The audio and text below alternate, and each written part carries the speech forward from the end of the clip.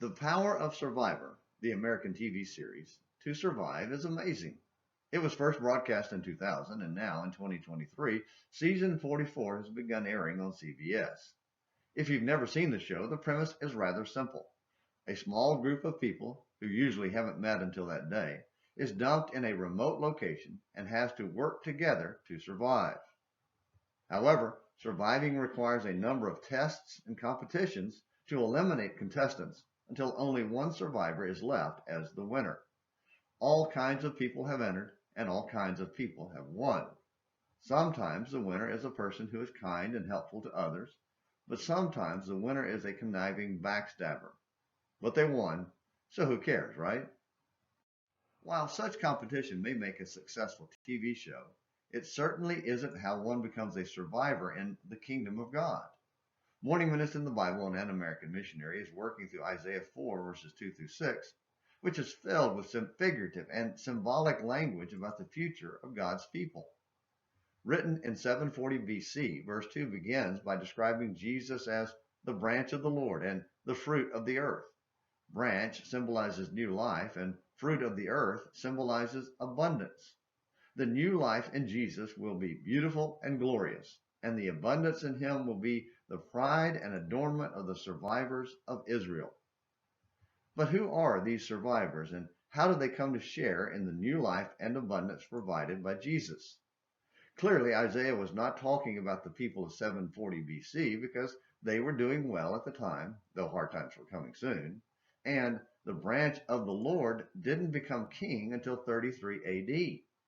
In other words, Isaiah was talking about people who would survive by sharing in the life and abundance made possible by Jesus some 773 years later.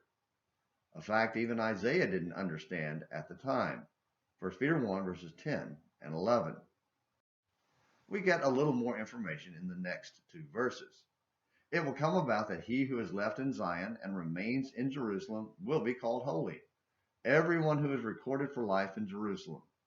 When the Lord has washed away the filth of the daughters of Zion and purged the bloodshed of Jerusalem from her midst by the spirit of judgment and the spirit of burning. Isaiah 4 verses 3 and 4.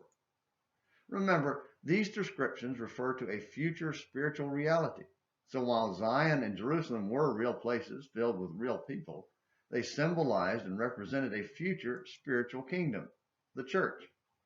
And while the preaching of the gospel began in Jerusalem, only a few responded. He who is left and remains.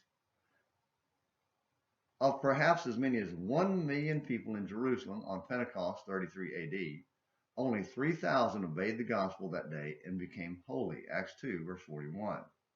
More would come to Jesus later, but those who were saved, the survivors of Israel, were a small remnant of the physical nation. And soon, survivors from all over the world, Jew and Gentile, came to Jesus for life and abundance. 1 Peter 1 verses 1 and 2 and verses 15 and 16.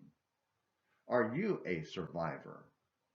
Only those who will come to Jesus can share in the life and abundance available in him and become survivors in spiritual Zion, heavenly Jerusalem. That opportunity is yours today. Will you come be a survivor? Thank you for watching Morning Minutes in the Bible on An American Missionary. Until next time, this is James McClenny hoping you have a great day.